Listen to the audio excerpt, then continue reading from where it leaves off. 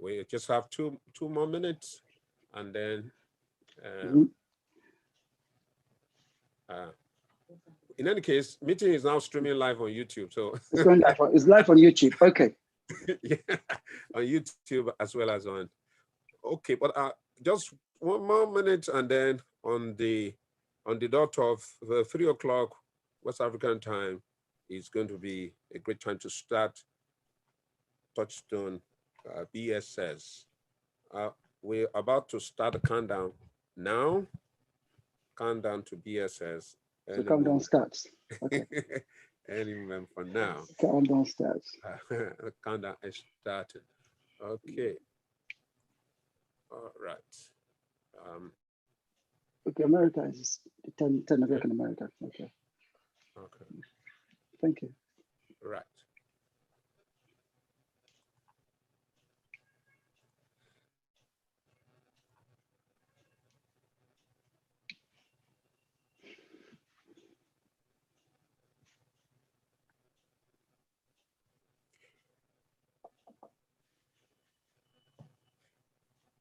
Good afternoon. This is Touchstone Business Sustainability Series, wherever you are joining us from all over the world. My name is Tunde Ojo. I lead the Touchstone team. Touchstone Business Sustainability is our initiative of looking at the challenges of business sustainability in a pandemic era. We are looking at in a very chaotic, in a very challenging business environment. We are seeking solutions that will make businesses to grow, not only to survive, but to thrive. By the way, Touchstone is a global So, Joe, I can't hear you. uh, idea sustainability. You cannot hear me? Mr. Okri, can you hear me? I can hear you. Yes, I Okay. can. People fix your, I think it's your mic. It's working Touchstone on. is a business, yeah. Touchstone is a business, Touchstone Business Sustainability is looking at solutions for businesses to not only to survive, but to thrive. Touchstone is a brand management and ideas communication. And we are here to ensure that we grant solutions towards making business thrive and grow. We have a distinguished guest this afternoon. This is the 41st edition on this platform, and it's been a great journey of intellectual feast and practical solutions. We have a distinguished guest today, and he will be speaking on the subject, real estate investment, a vaccine against recession. What an exciting subject. What an interesting subject. And I tell you, this distinguished guest of ours is the one that has crafted the topic himself. I'm going to be bringing him shortly. But first, the ground rules, the ground norm. Please, all participants are going to be muted, both audio as well as video, so that we can have a very seamless interaction. We trust Sure. that this is going to Better be, connection. an exciting time of learning, of sharing, and of interaction. And then our guest is going to delve into the subject and will speak for about 30, 35 minutes. And after which during which we can post on, on in the chat room, comments as well as questions. And if there is a need for interaction, intervention, we'll make that possible. Once again, thank you and welcome. Our guest speaker is Mr. Godwin Okri. Now that name rings a bell. The first time I met him, Mr. Godwin Okri. I often mix him up with his brother, Mr. Okri, the fabled Mr. Okri. Mr. Godwin Okri is a property investment strategist and CEO of Menvo Asset Management. He's a realtor in Florida State, USA, and has 16 years experience as a property investor. He was a keynote speaker at the Property Investors Coffee Morning organized by Auction House London, one of the biggest auction houses in the UK. He's the author of the book, Investing in Property with Strategy, which has sold over 1 million copies in the UK. currently, Mr. Okri is a TV presenter on the Okri property show, Tops, which is a property investment TV show. There's a lot you can say about this man, but his approach to introducing himself is very, very summarized, very understated, and very brief. Welcome, Mr. Godwin Okri. Well, thank you very much. Now, how do I respond to that introduction? Well, look, it really is a pleasure to have me on your platform, and I'd like to say a great thank you, Mr. Ojo, for this for Touchstone Business Sustainability Series. It's amazing. It's the 41st. If I were a president, I would have been the 41st president. How amazing would that have been? That's great. Okay. Thank you very much. So, Mr. Okri, you can start your presentation, and we're listening. Others are going to Excellent. join us. Thank you. Wonderful. So I'm Godwin Okri, CEO Menvo Asset Group. We are a real property investment consultant, developers, and strategist. We have offices in Central London, Lagos, New York, and in South Africa. So today, I want to talk to you about real estate, given the current climate that we're in. This COVID-induced recession has made the need to ask the question, how would all the different asset class subsist in this economic climate? Today, I'm going to present compelling argument why I think the real estate is in fact a vaccine against the virus of recession. Of course, before I'm able to do this, I think one needs to break this presentation into 4 parts. Firstly, we're going to look at the economic landscapes of real estate. We will then look at how real estate has responded to inflation. And then, of course, we'll look at the question, can real estate be a vaccine against a recession? And finally, we'll look at the lifeblood to ensure that this strategy works. So it's in 4 parts. So let me just quickly deal with the first part of real estate. Remember that real estate is the oldest asset class there is. Earth, the ground that you step on, is 4 billion years old. So real estate is 4 billion years old. So it's the oldest asset class than stocks and shares, derivatives, debentures, gold, and all the rest of it. It's the oldest asset class. So it's no wonder that everybody is trying to enter this market that we're talking about today. So real estate is absolutely that. So we're talking today, remember that today's question is, can real estate act as a vaccine against a recession?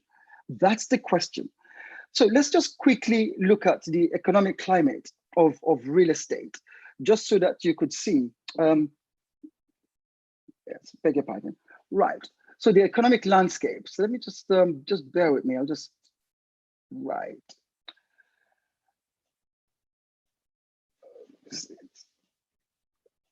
Okay, so I missed that. So we're going to look at the residential real estate space, the residential real estate space. Just very quickly, if you look at in the UK, the total value of real estate in the UK is 6.8 trillion pounds. That's about the size of the Japanese economy. In Nigeria, the total value of residential real estate is 4.7 trillion naira. So you can see the size of the market that we're talking about.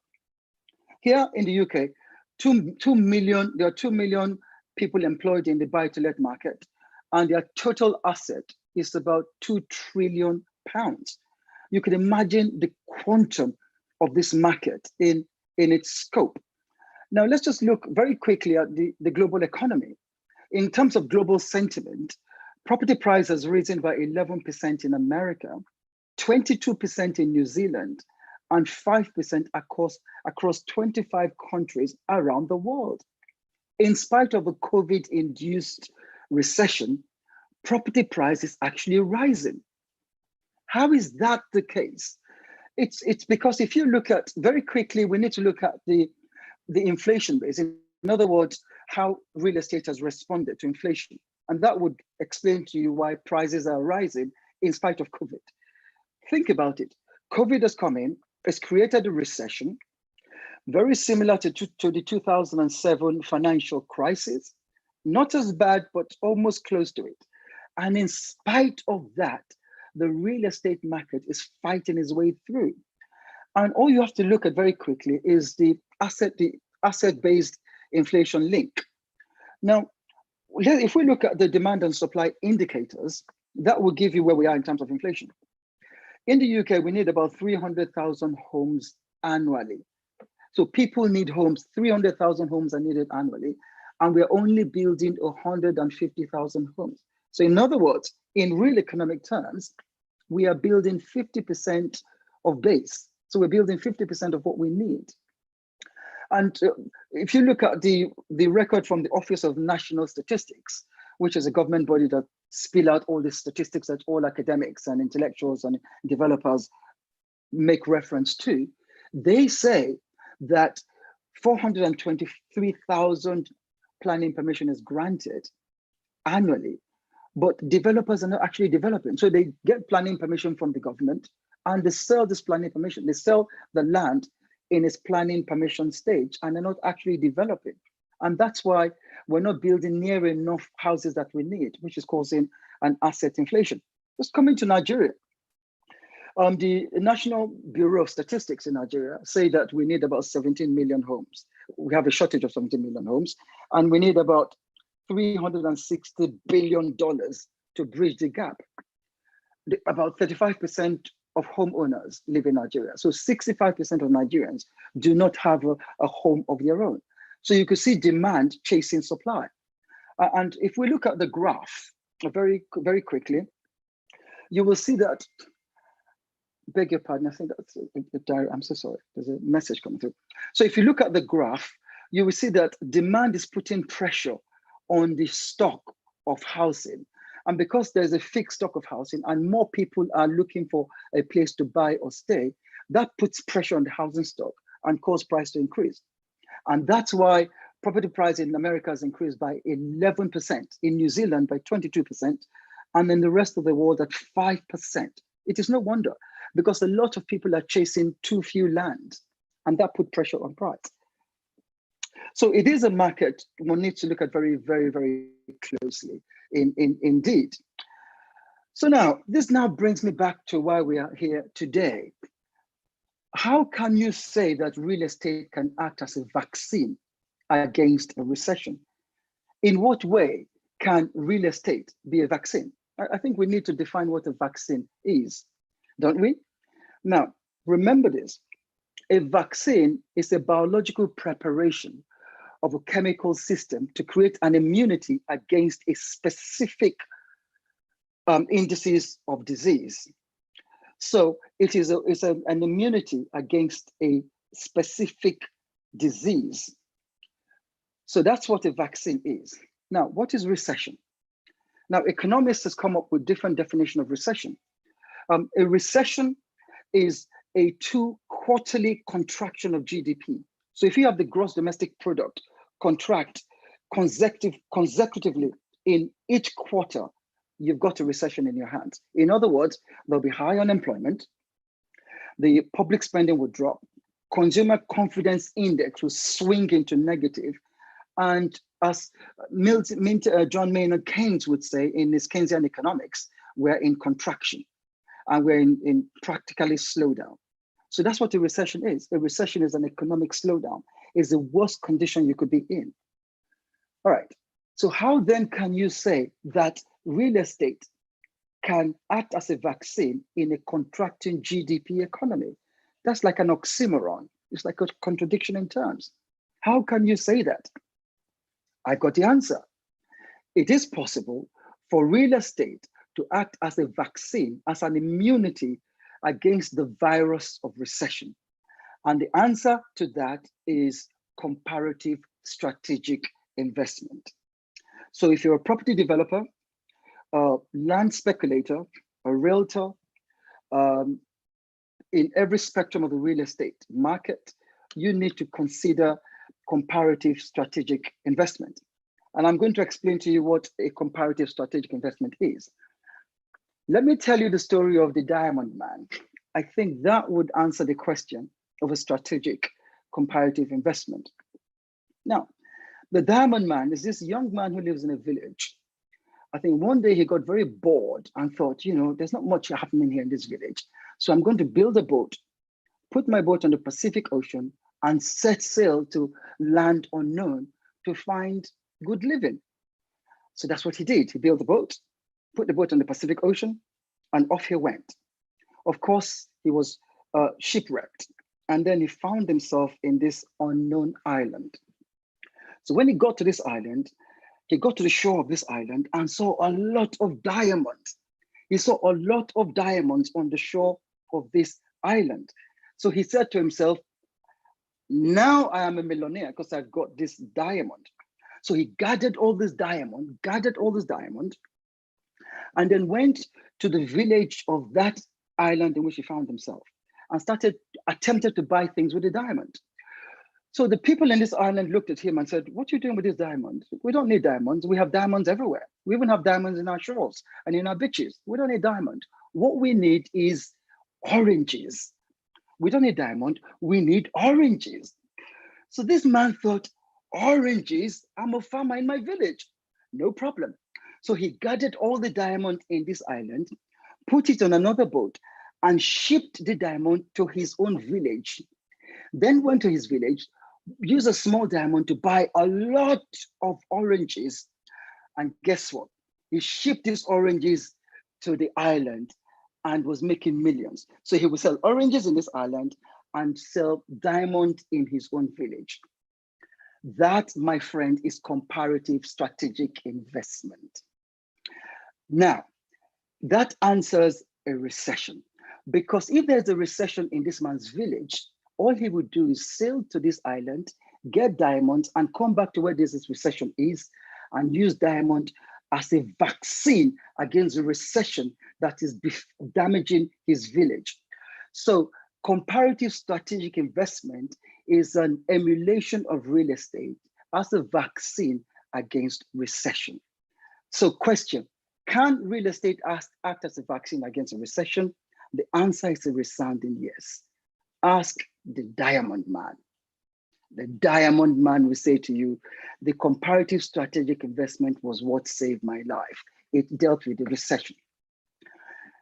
So now, thanks to this Diamond Man, let's now break down Diamond Man's concept. So the comparative strategic investment has two parts. And this is how the Diamond Man benefited from it. So it's got two parts.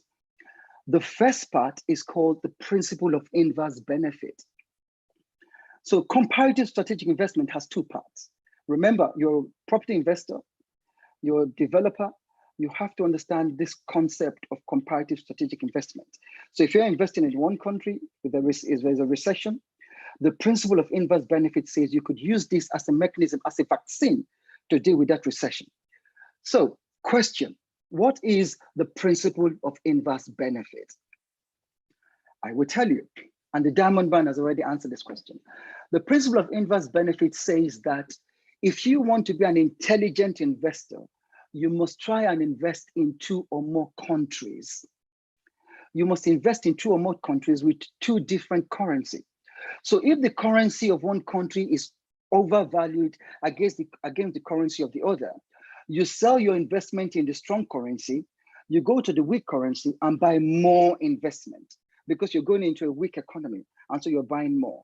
So the principle of inverse benefit is saying countries are inversely beneficial to one another, because as one goes up, one goes down.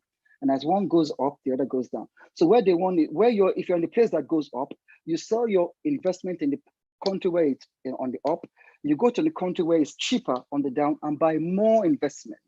That's called comparative strategic investment. Remember the Diamond Man. That's exactly what he did. So one strand of inverse benefit is a vaccine against recession. Remember, a vaccine is an immunity. It's an embodiment against a microbes. How does it deal with microbes? So how does real estate deal with the microbes and the facetiousness of recession? It's being able to manipulate this conflicting position and finding an answer. Inverse benefit is the answer, is a strand to the vaccine. Remember in the world of biology, we have two vaccines. We have AstraZeneca from Oxford, and of course we've got Pfizer. So there are two schools of vaccine. AstraZeneca says we could solve your problem, but you might have blood clot if you take it. Pfizer says we'll solve your problem, but the vaccine will last for 3 months. After that, you're on your own. But it's still a vaccine, isn't it? So that's what we are. But the real estate market is saying our kind of vaccine is a vaccine for life.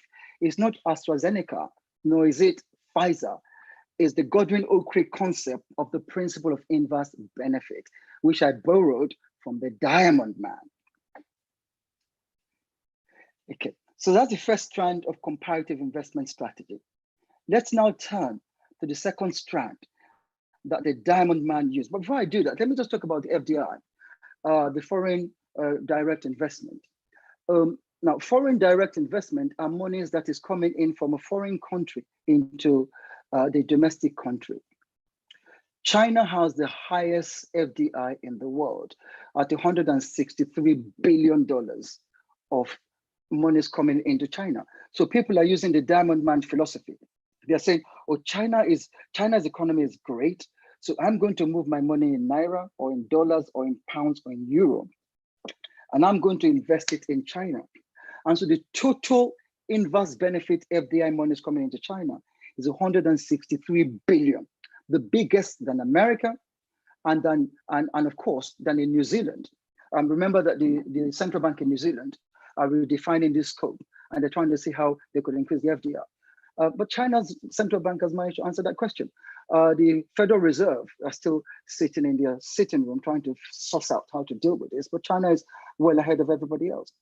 In Africa, Egypt has the biggest FDI at 5.5 billion, and of course Nigeria is 2.6 billion. So the inverse benefit philosophy is actually working. All you have to do is look at the records on FDI. So that deals with comparative investment strategy. Let me just quickly, before I go on to the second limb, I'll just talk a little bit about exchange trade funds, the ETF. Now, exchange trade funds are funds that you buy and sell on the stock market. Now, how that works is some people, say if you live in Nigeria, you could say, I want to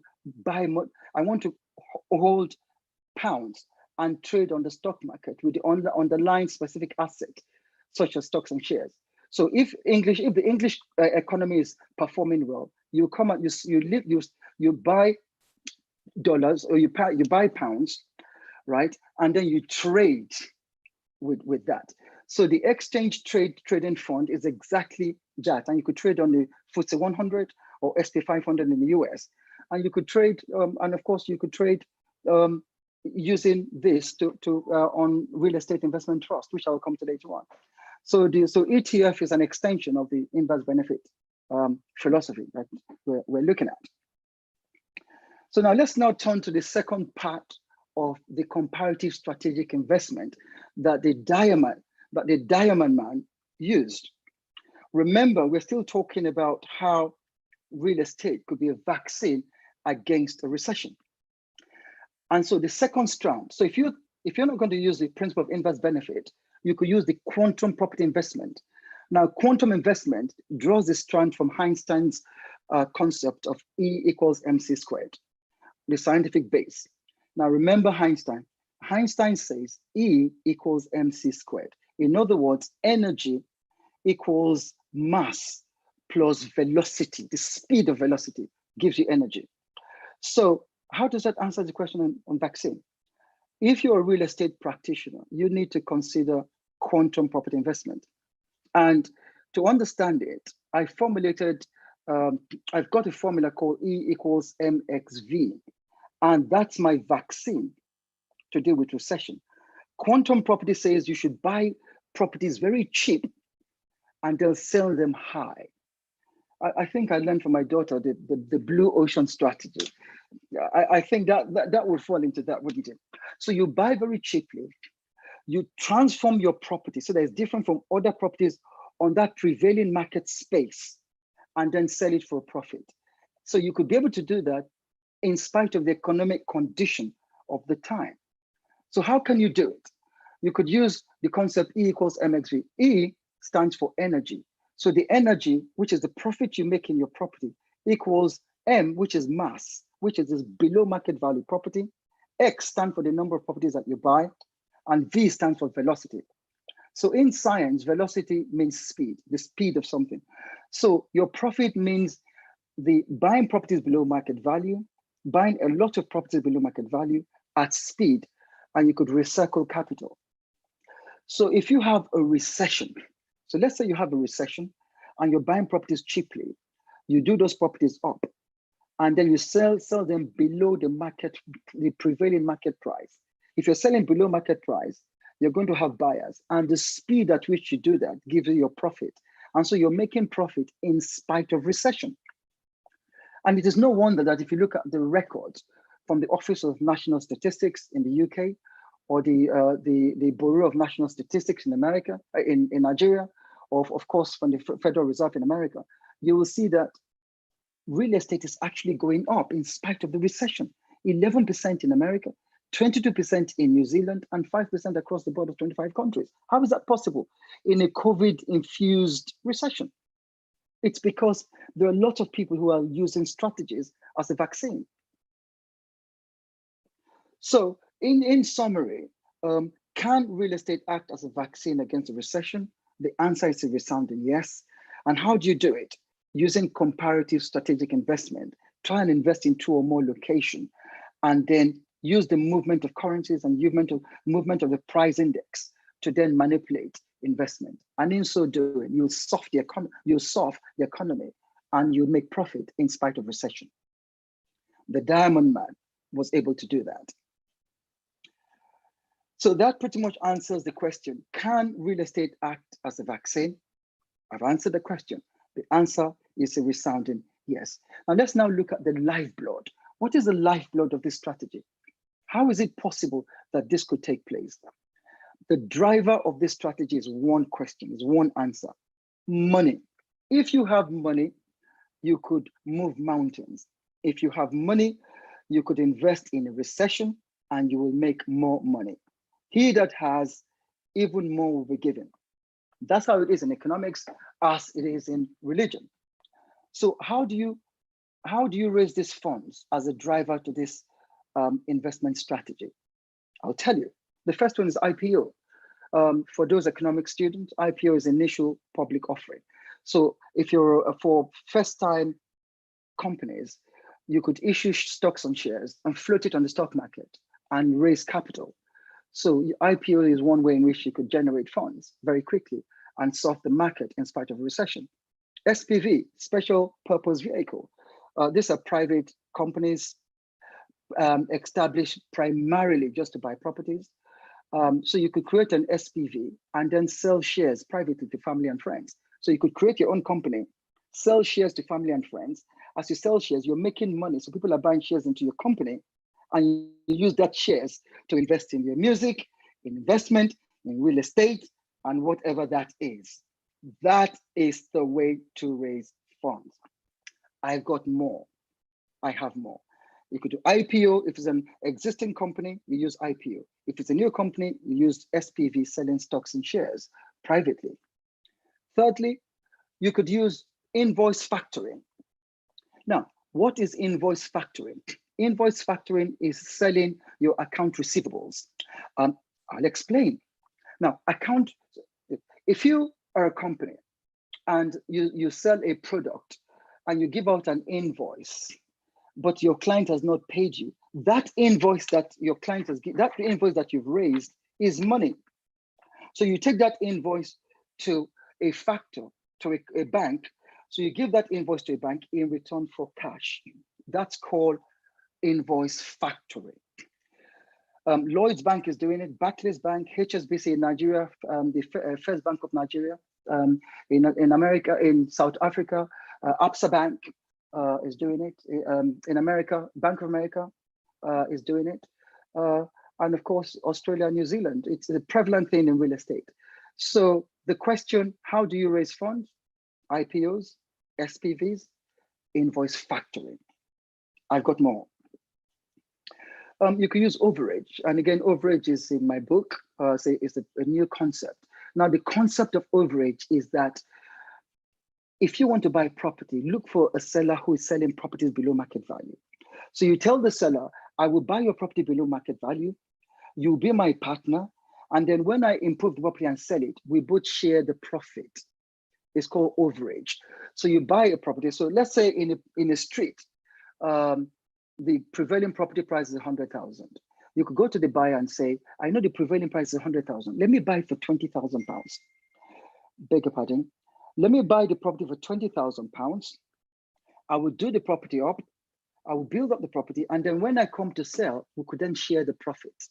So by buying properties below market value, the savings that you've made is funds that you've infused in your investment. So there is no question about, I don't have money. How do I invest in properties? There are strategies to raise funds. You just need to know it. I've got more. Real estate investment trust, REIT. What is a REIT? A real estate investment trust is a vehicle that tells the whole world that even if you have £1, you can still buy property.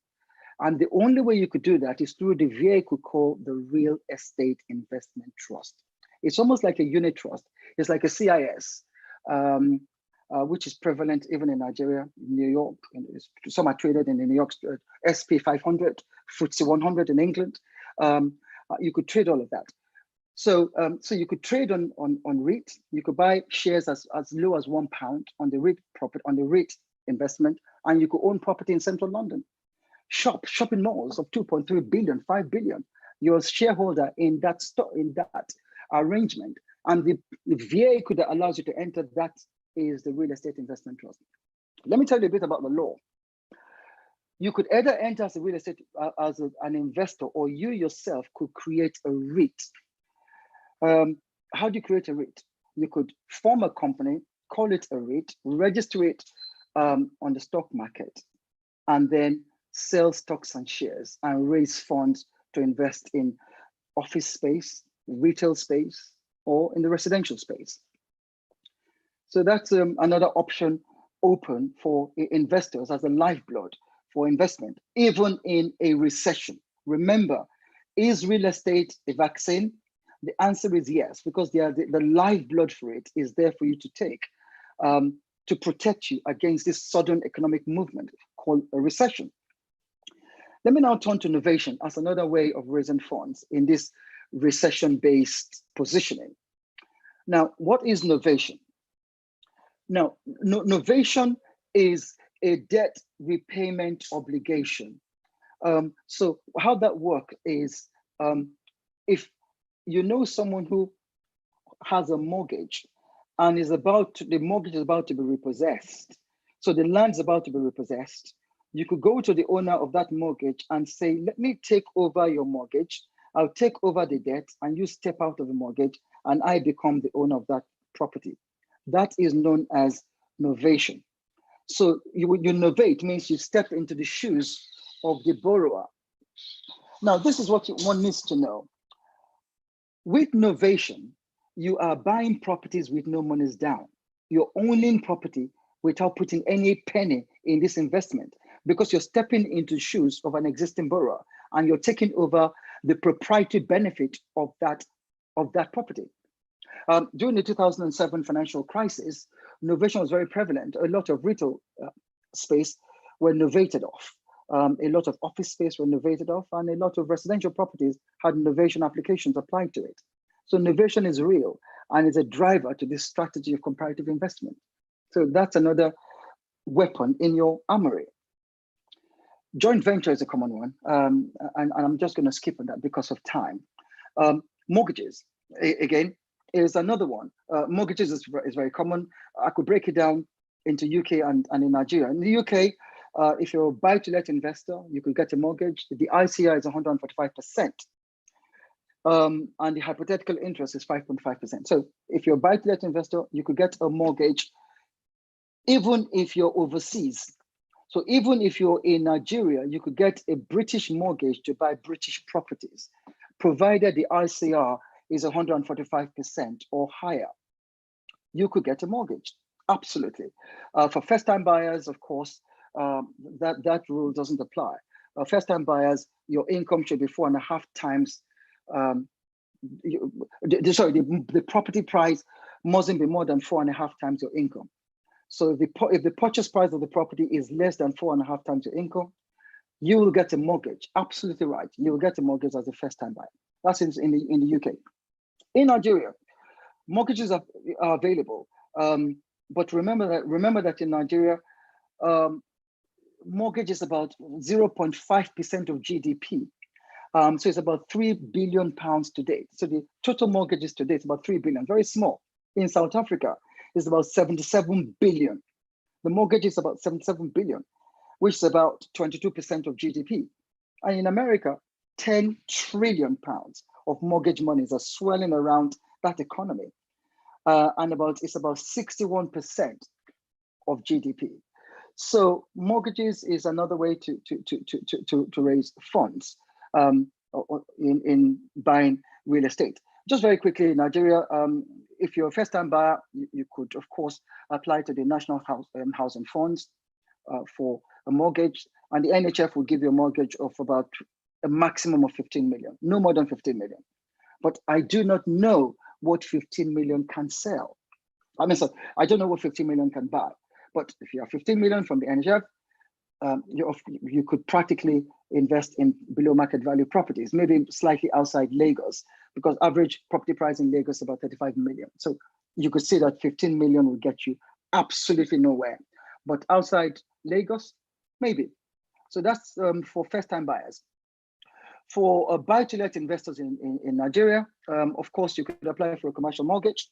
I know FCMB, CMB, the Commercial Mortgage Bank, the FCMB, Fidelity Bank, they all have this diaspora mortgage where those in the diaspora could, as it were, get a mortgage and buy in Nigeria. And vice versa. If you're in Nigeria, you could get a mortgage from this bank and buy in the UK. So if you have any question on that, you can always come back to me, and Menvo Limited, we could facilitate that for you. So if you're a buy-to-let investor, then you would need a commercial mortgage. For a first-time buyer, you would need the loan from the NHF. But for buy-to-let investors, most certainly commercial banks, Zenith Bank, and all the rest of it.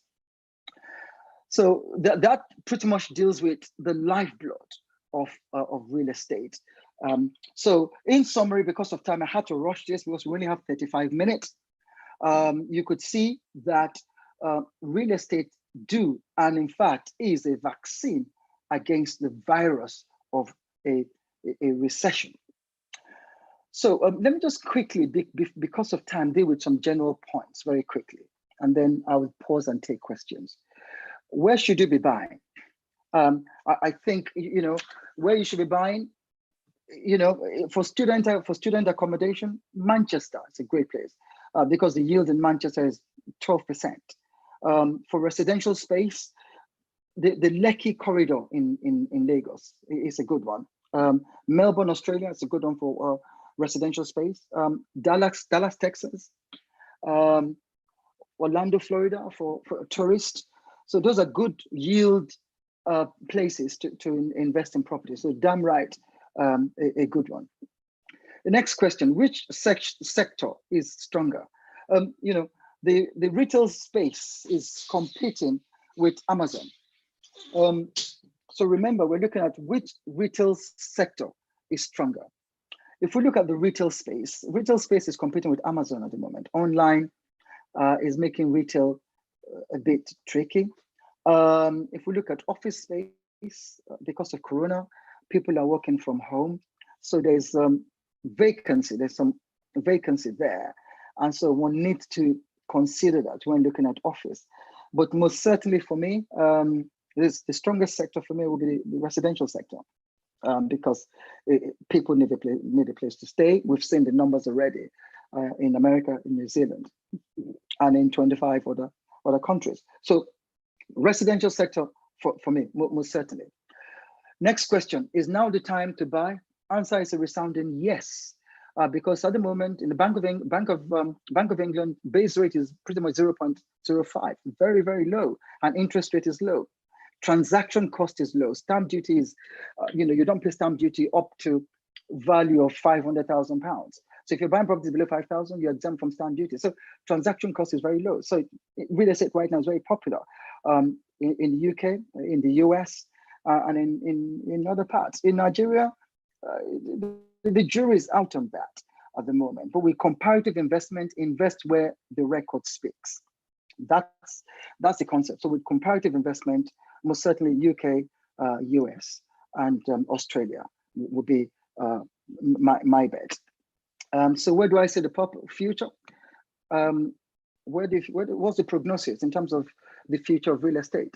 Well, I think we're going to have a steep yield curve, considering the Phillips curve for you economic students.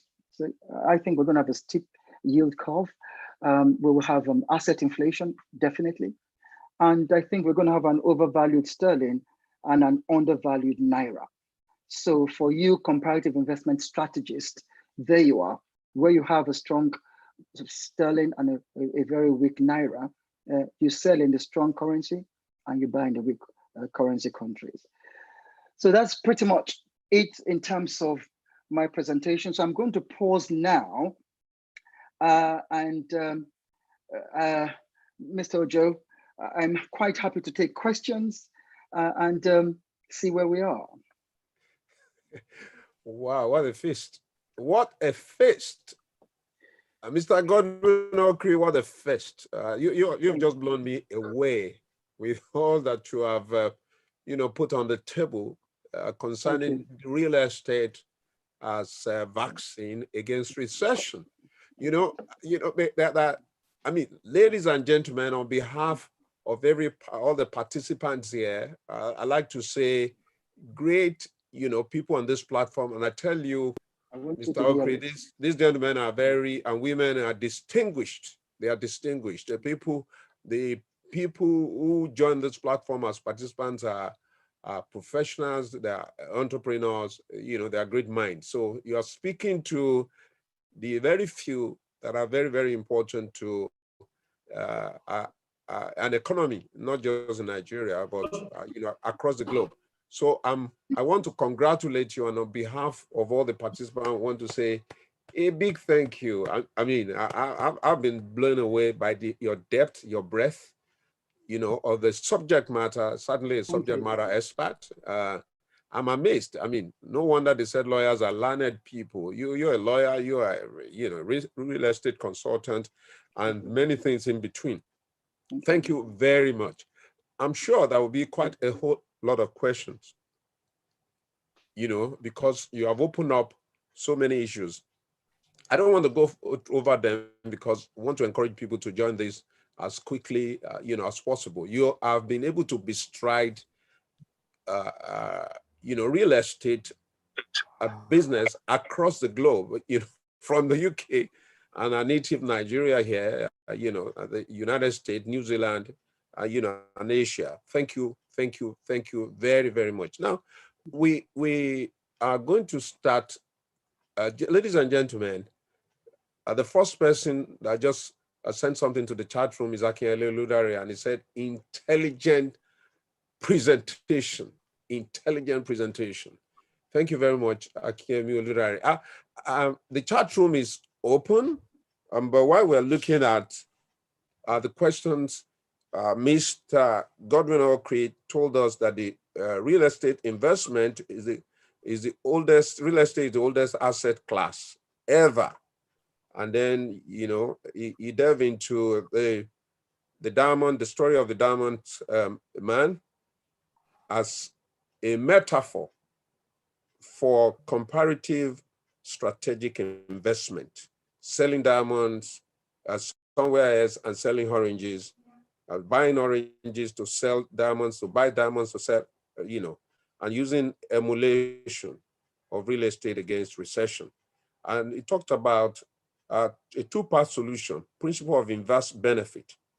going through FDI in China, $163 billion inflow, Egypt, 5.5 billion, and Nigeria, a pittance of 2.6 billion. And we all know the reason that why we have that.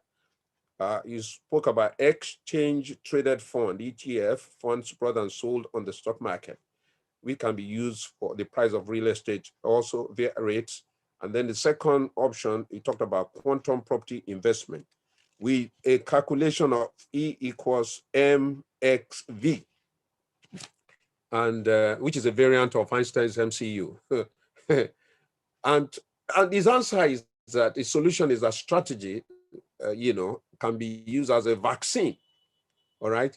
The interesting thing is that I hope all our participants are listening. This is a country in which we are still debating whether, it's proper to take vaccine or not. So you're probably dealing with an audience in which some people are wondering, the vaccine, is this something that we should take or is not? Well, we're going to come into that. And then he went to tell us what are the drivers of strategic investments.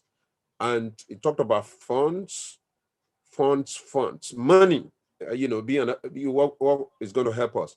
Then it talks about initial public offering, IPO, SPV, invoice factoring,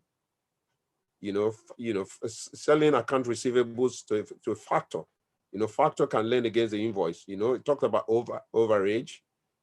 It talked about rates, innovation, and joint ventures, as well as mortgages. And he opened up the idea of mortgages in Nigeria, general point, well, we should be, and break down, qualification and all that. Beautiful opening up of knowledge and learning here. And then he went to the general point of whether we should be buying and where we should buy. And he mentioned Manchester, particularly, he said for students. I'm just amazed why that is very peculiar and not in some other parts of, of the UK. And in Nigeria, Lekki, he mentioned Florida, Orlando, Florida, and, New Zealand. And he's talking about, retail space competing with, I think real estate space, competing with Amazon at the moment. And he suggested that the residential sector is where investment can quickly be. Easy to talk about future prognosis by mentioning two things: steep yield curve as well as asset inflation. Inflation. Thank you very much once again, Mr. Godwin Okri. I'm almost tempted to call you Ben Okri, and pardon me. That is the author, your brother, the author of the Famished Road, multi-award winning. But I think there is a whole lot of depth and intellectual fecundity in your family. I mean, this is this is amazing. So, ladies and gentlemen, we're here. Are there questions? Are there comments? You can put it in the chat room, and if you want to have an interaction, you want to have an intervention, we can make that happen. You can raise your hand electronically, and then we can make that happen. Now, let me, while that is going on, I'm likely going to ask some people to intervene. Mr. Fajemison, are you still on the call? Mr. Koye Jemison. Mr. Koye Jemison, are you on the call? I know that this is, I'm going to call on some subject matter expert. While I'm looking for him, I'm trying to see whether he's still online. Mr. Jemison is still online. I'll be glad if you can have an intervention. Mr. Akimo Guniro is also a subject matter expert, an entrepreneur in this area, and the chairman of Lagos property company. So, Mr. Ogunero, you want to say something? You can unmute yourself.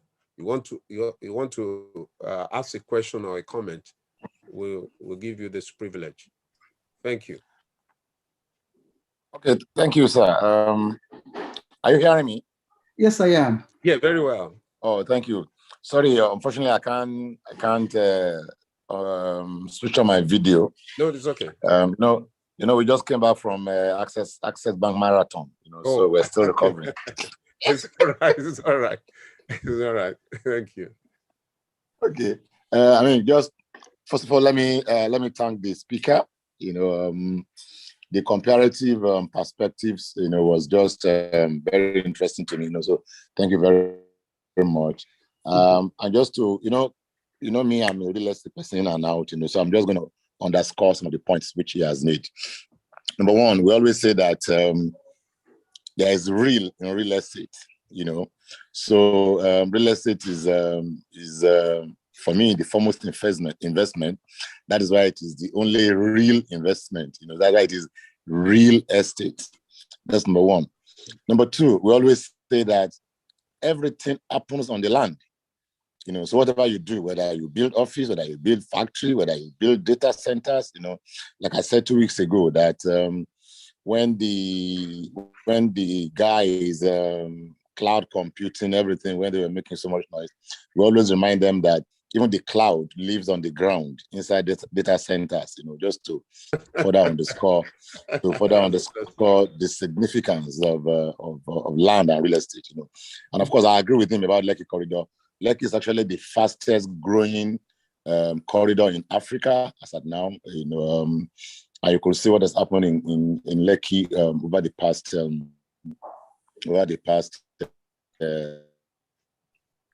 few years. I also agree with him on the issue of office space. I think I also mentioned 2 weeks ago, the challenge is that real estate thrives off the back of macro fundamentals. So when the economy is not expanding, it's a challenge. Like I mentioned 2 weeks ago, in the next, if you take what has happened past 2 years plus now, you're going to have like 158,000 square meters of grade A office space, and the economy is not growing. So clearly there's a glut in that segment, and unless we have very, very patient capital, And finally, I agree with him on the issue of residential, because that's the only segment that you put your money and your money starts coming back. Because in real estate, your asset conversion cycle is always very critical. And when you are in an economy like this, you have to try to play in a segment where you are sure that the cash you put into the investment, you get back your cash within the shortest possible time. So I'd like to congratulate Mr. Okri for a great job which is done. What is said about REITs, about innovation, those are my special areas, right. So I agree with him. I agree with him absolutely, And I would also like to link up with him through Mr. Ojo later, Yes. So well done, and great job. Thank you. Well done. Thank you very much. Thank you very much, Mr. Oguniro. We can always rely on your special knowledge in this particular area. That's I think the chat room is abuzz now. We just started seeing something. Oluwaseun, thank you. Yes. Thank you for your presentation. Great insight in investment strategies, rates, etc. So what's your view on commercial properties following the COVID pandemic? What do you think about conversions? That is converting, vacant space, converting, vacant space, just a moment, vacant commercial properties to residential properties. All right. Is that a question for me or for somebody else? It's for you. It's for you. That's one. Oluwatosin Oluyemi. Incidentally, I don't want to embarrass them. Questions are coming. Your people, you are UK based. Yes. These two gentlemen are right over there. I just told you that people from across the globe join us, every Saturday. Oluwatosin Oluyemi is also UK based. It's a great presentation for Mr. Godwin Okri. I have read some real estate investment stories in the UK, and I've seen much in Nigeria. Can you, just a moment, can you shed some light on the enabling factors for real estate investments in the UK, US, and Australia that are not in Nigeria or Africa? Can you deal with those two questions? And if we have the time, I'll be glad if you can introduce your property show. Yes. That is in the UK as well as Nigeria. That's going to be a bonus. Certainly. Go ahead. Thank you. I am grateful that you're asking me these questions. If I may, I will deal with the second question first. Go and the second question is an enabling factor. That question is an economic question. The enabling factor in the UK is the introduction of the mortgage guarantee scheme for first-time buyers. That is in the UK, it is not in Nigeria. Remember, your question is, what is in the UK which is not in Nigeria? That's your question. The number one answer is that the mortgage guarantee scheme is in the UK. It encourages first-time buyers to buy properties below market value, and the bank will give you 95% mortgage, absolutely, and you only have to bring 5%, but you don't have that benefit in Nigeria. You asked me the same question in terms of the US, did you say? Yeah, yes, it's talking about UK, US and Australia, that are not in Nigeria. Yeah, Australia is a unique country in terms of investment, from my experience. I bought a number of buy-to-let properties in Melbourne, but I had to recycle capital very quickly. So I do it up, and I pulled out very quickly and moved into the South African market with my yield. So the advantage in the Australian market is the benefit of the mortgage system. All right, so you have the mortgage system. Average property price in Australia right now, we're looking at about the 420,000 mark. So in dollars, $420,000.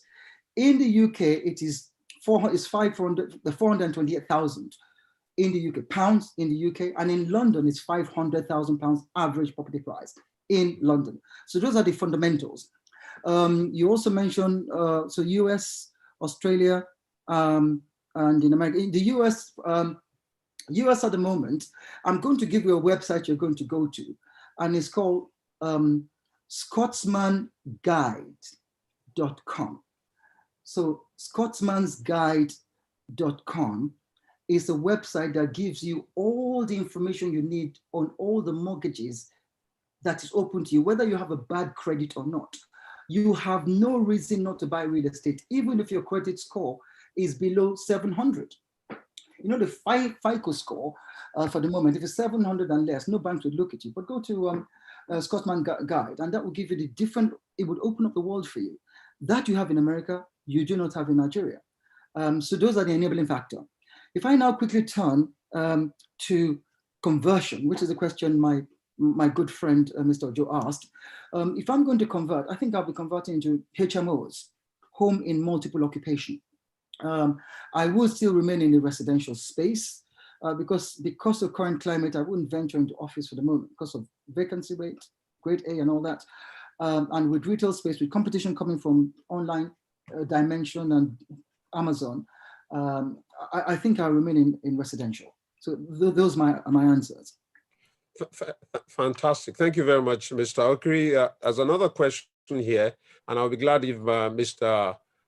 Jemison can also, can intervene. But in the meantime, this is DT. This is DT. He said, thank you for a great presentation, Mr. Okri. The question is going for the option of leasing a number of properties from a landlord a good investment strategy or not? Leasing a number of properties from a landlord. This is from DT. Hold that on your left hand. Muyiwa Labi, thank you, Mr. Okri, for your well thought out session. We have learned that location is rule number 1, rule number 2, and rule number 3 in real estate investment. So Lekki corridors seems congested and seemingly out of reach of many. How can one foresee the next Lekki corridors? Okay, the next Lekki corridor. I'm very happy to take that. That's it. Then you're going to take another question so that I can take them together. Number 2 question. Abuja is fast emerging, is a fast emerging cosmopolitan setting, but real asset acquisition in central business areas, Apple, Maitama, and other celebrated places seem far-reaching. What does that mean? How do you venture into trading / investment and engaging into assets valued at billions of naira in places like this? Thank you very much, Muyiwa. If Mr. Jameson is still online. I'll be glad if you can intervene because I know he's a realtor and he's joining us from across the Atlantic. Thank you. So can you speak to these questions? I most certainly. I will deal with the first questions first, Okay. and the second, if I may. Go ahead. The question about leasing is about rentals. So if we break it down in real terms, what he's saying is, how can I rent property and make money from rentals without being the proprietary owner of that property? That's what he's saying. And in this our market is called a lease option. That's what that is. So a lease option is that you're a landlord. I would take the property from you as if the property is now mine. I'll then rent it out. I'll then pay you the rent, and then the difference is mine. So it's like owning a property without owning a property, if you see what I mean. That's good in Nigeria. In the UK, it will be frowned upon if the subject property, if the underlying property has a mortgage, you will not be able to do that without the consent of the lender. So if you're in America, I think New Zealand has introduced it now. I think the Central Bank of New Zealand, they're going through this debate at the moment about what the retail price index and how do we define all of that. We'll come to that later on. So, New Zealand is buzzing about that. Australia, they're a bit cold on that. America and the UK are frowning on it because of the 2007 financial crisis. Remember that. Yeah. And so if you're in England and you want to do a lease option, please tell the owner of the property to get the consent of the lender. If they do, then it's a resounding yes. You'll be able to do that. So that's the lease option. And in terms of my friend who's talking about Lekki, Abuja, and trading in billions of pounds, well, the lifeblood that I spoke about, we deal with that. In Naira, billions of Naira, not pounds. Billions of Naira. Mr. Okri, it's okay. It's okay. I'm dealing international here. I'm dealing comparative. It's okay. Well, Naira is, we hope we get Naira convertible. Yes, Naira will become convertible. Against the basket of currencies, of course, Naira is to be taken into account of. But remember my prognosis, how would Naira look in the next few years? Is it going to be overvalued or undervalued? Well, jury is out on that. But very quickly, if he's trying to buy in, what is the new Lekki corridor? Well, Abidjan would be the new Lekki corridor. Just past Ajah will be the new Lekki corridor. Where the new airport is in Lekki will be the new Lekki corridor. Remember what they say, get in there quickly before the ant gets in. If you want to go into real estate, get there first. If you see ants and cockroaches, you're too late. You've got to get there first before the ants. And that's exactly what I did when we bought in Cape Town. 2007, Cape Town was going through a gross financial crisis, just like the rest of the world. We did the quantum investment. We bought below market value with the fundamentals, E equals MXV. We then quickly recycled capitals. We do it up quickly, recycle capital, pull it out, and then came back into London space. So that's the way to do things. And that will absolve you from any movement in the economy at the moment. So that deals with Lekki. Abuja, CBD in Abuja. Yes, Abuja is very expensive.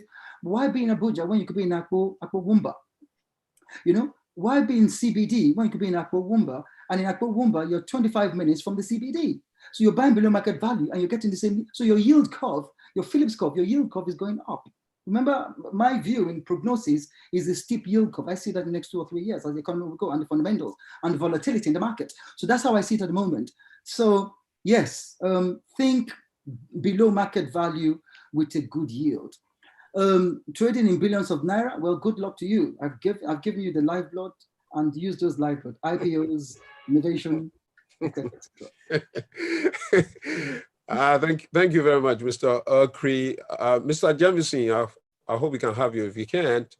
And I think we don't have any question at the moment. Other comments may come, but I want to thank quite a whole lot of great people, distinguished ladies and gentlemen that have joined us for today's conversation. I mean, we don't have a lot of time, the luxury of time to be listening them.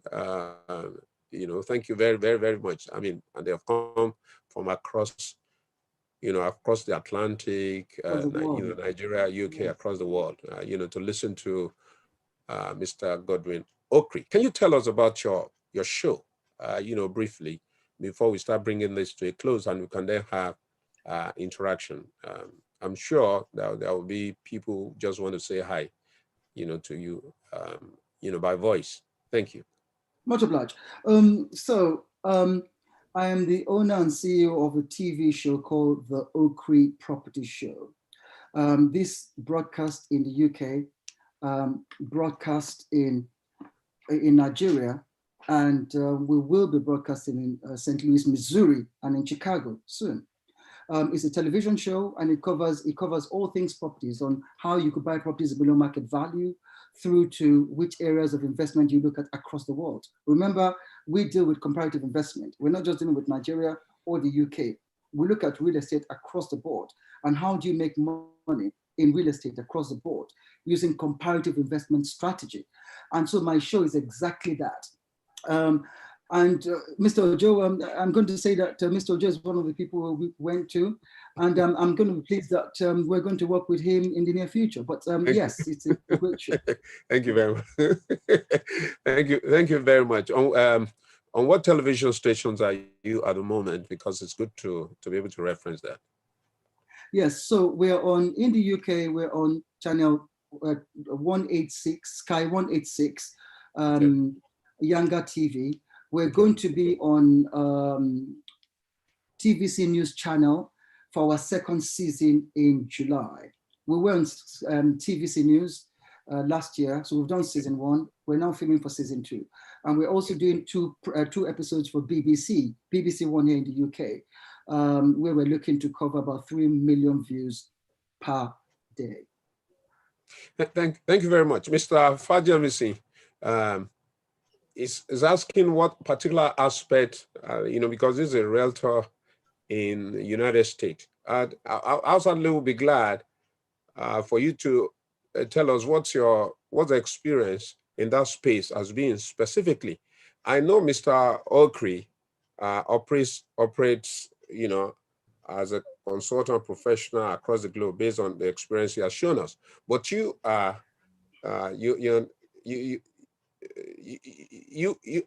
worked. You have been a professional in the U.S. And you're quite familiar with the Nigerian situation.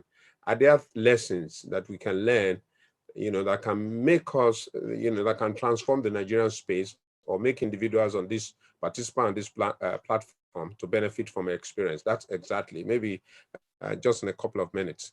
And then you'll have an opportunity of having you full-time as a distinguished guest. Mr. Jamison, thank you. All right, thank you. Well, just a couple of things. First of all, in terms of investment in Nigeria, there's somebody I've been working with, and I have found him very reliable. He recently shared with me about some land in Lekki, which is firm ground. So there's no need for like raft foundation. It's specifically going towards Ekpe, maybe about 10-15 minutes from Ekpe, the Lekki axis. And land there is going for very reasonable price there. So people who feel priced out of the market at Ibeju Lekki, this particular area is an up and coming area and is selling out fast. So I happened to get information about that recently and decided to invest in that as well. So that's as far as, Lagos Lekki access is concerned. Now in the US, one of the things that is happening is that a lot of migration is taking place. People are finding that certain states are very attractive now for investors, particularly like Florida, Texas, and Arizona. Those 3 states are very attractive, but every state has its own different contours, its different parameters, so we cannot generalize. But in those 3 states, particularly if you study upcoming industries, what industries are upcoming, like the chip manufacturers, there's certain chip manufacturer, Intel is doing a big push in Arizona. And so you can imagine that the areas near where their factory is going to expand is going to need a lot of more residential units. So those 3 states, Florida, Texas, Arizona, those are areas where there's a lot of focus right now, and there's some really good deals one can pick up. Okay, so that's it. Thank you very much. I think somebody will need to mute and I'm trying to, find out who that is. Somebody will need to mute. Microphone. Somebody, Dr. Adedayo. Okay, thank you. Thank you very much, Mr. Jemison. I'm sure we'll have the privilege. Now, the Lekki area they are talking about. Yeah. Let me use Mr. Okri's expression. Are the hands and are the cockroaches there already, or the place is still? No, I'm so sorry. I didn't mean it to be funny. Yeah, your laughter is great. I'm not laughing. No, the cockroaches are not there yet. The cockroaches are not there yet. Okay, but, or if you are going there, we go there with what do they call it? What do they call it? Go there with insecticides. Thank you very much. I'm sure we can have an opportunity of getting back to you, ladies and gentlemen. Thank you, Dikin Yomi Akonde. Thank you for joining us, and a long list of people that it will be unfair if I mention one and not, others. Thank you. Somebody's asking this question, and I think it would be nice to have that privilege. Thank you, Mr. Godwin Okri, for an enlightening presentation. What's your take on auction buying to start property investment in the UK? Auction buying to start property investment in the UK. Secondly, will you advise to use bridging loans as an investor in the UK? What are the pros and cons? Okay. Thank you. I mean, this question is, let me try and get that. This is Yinka. Yes. And I can tell you, like I told you, people are joining us from across. This is a gentleman from also in the UK. Thank you very much, Yinka. Yes. When you ask that, and then we then have an opportunity of after party for about 5 minutes, and we bring this show. We bring it to a close, and thank you. Okay, I'm happy to answer the question from Yinka. Yeah. Yinka's got two questions. The first is auction. The second is bridging loans. Yes. Let me deal with the bridging loans first. Bridging loans are not there for you to buy and hold property permanently, and that's why it's called a bridge. It's a gap to take you from point A to point B quickly, and then you redeem the bridging loan very quickly because you'll be paying a high interest rate. Bridgers are exactly like me. I buy property below market value with a bridge. I then renovate the property within the 12 months and then remortgage or refinance the property with a commercial bank where the interest rate is like 3 or 4%. Bridging is 12%. Why to get 12% bridge when I could get 4% commercial trade? Doesn't make sense. Bridge is quicker to take. So within 24 hours, you get the bridge. So if you see a property below market value and you don't have any money, don't panic. Do a bridging loan, get the bridge, buy the property quickly, start to do it up within the 12 months, and then do a remortgage or sell it before the 12 months and pull the money out. That way, you're recycling capital. So bridge has its pros and cons. Do it quickly and redeem the bridge is the pros. If you hold it longer, you pay very interest, is the disadvantage. In terms of auction, auction is one of the best places to buy property because under the auction rules in England, the auction company would ordinarily price the product at least 20% below its prevailing market price.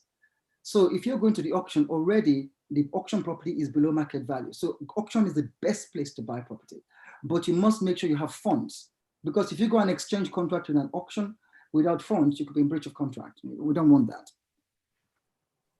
Thank you very much. Please allow me to say a huge thank you to you on behalf of all the ladies and the gentlemen on this platform.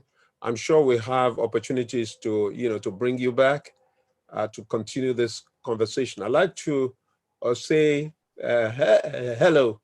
Thank you, Mr. Jemison, for joining us, Mr. Ogunuran, Dr. Olorunti Adedayo, an academic, Dr. Ifoma Fagbemi, medical doctor, Mrs. Bola Odumosu, Mrs. Foluke Shoyoye, Oluyemi, Mr. John Eweje, thank you very much. Mr. Oladipo Abiodun, Muyiwa Labi, Mrs. Abiodun Ogunkanmi, Dele Agunloye, Dr. Lawrence Mioparia, Mr. Daytono, Mr. Sheon Yinka Jeni, Buki Oluyemi, Adora Ojo, Mrs. Eunice Aloye, Eunice Ayoko, and the list is Olayinka Oluwatoyin, Victor, Wale Emmanuel, and the list is a different Adekoya. Thank you.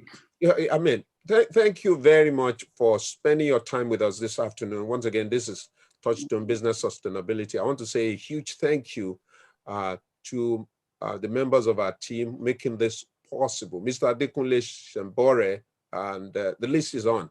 Please, if your name is not mentioned, it's not for any reason, it's just because of time. Now, we'll spend the next 5 minutes. Dikpo Ogundikpe, thank you. Muiwalabi, thank you very much. Bishop, Buki Oluyemi, thank you. And all the good guides that are making this possible every Saturday. Join us next Saturday by 3 p.m. For another fantastic intellectual feast, solving problems. Now we have just about 5 minutes. We want to say hi, to anyone on the platform. You just unmute just for about 5 minutes, and then we bring this to a close. Mr. Okri. Yes. A huge thank you for for bringing you. I'm sure we're going to bring you again, and our settled business. So hopefully get back to. We'll get back to that. That's fine. Don't worry. And in regards to your daughters for helping out. All right, Mr. Michael Egonu, thank you very much for joining us. So you want to say hi to anyone. This is the opportunity you have for the next 5 minutes or so. Thank you. Yeah, so my hi to Pastor Tunde Ojo. God bless you for sustaining the program. Thank you very much, sir. Thank you. And your team, God bless you. And I love your post-Easter look. Thank you very much. Thank you very much. God bless you. I appreciate you, sir. Thank you, sir. Thanks so much, Mr. Godwin Okri. God bless you. Thanks for coming around. It's well with you. More anointing. Thank you. More grace. Mr. Olayinka Odutola, thank you very much. Yes, sir. Thanks. The risk. The great man of risk.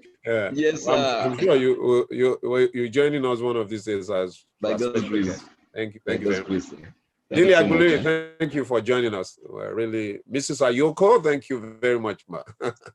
Thank you very much. Anyone want to say anything to Mr. Okri? This is after party, and then we can bring this to a close. Thank you so much, sir, for this unique opportunity. Thank you. Thank you so much. Thank you, Mr. Okri, too. Though I came in late, but I'm happy for what I got from this. Thank you. Thank you very much. Thank you very much. Thank you very much, sir, for the opportunity. And thanks to Mr. Godwin Okri. Okay. I would like to ask, is it possible we get Mr. Okri's email address or the contact? Yeah, you can put it on. Yeah, if not, you're going to send it to me, and then I can send it to you. Okay, sir. Thank you very much, sir. Thank you, Mr. Okri, once again. Yeah, my pleasure. Okay. I'll put you on the screen now. Yes. Okay. I mean, that would be great. That would solve the problem pretty very fast.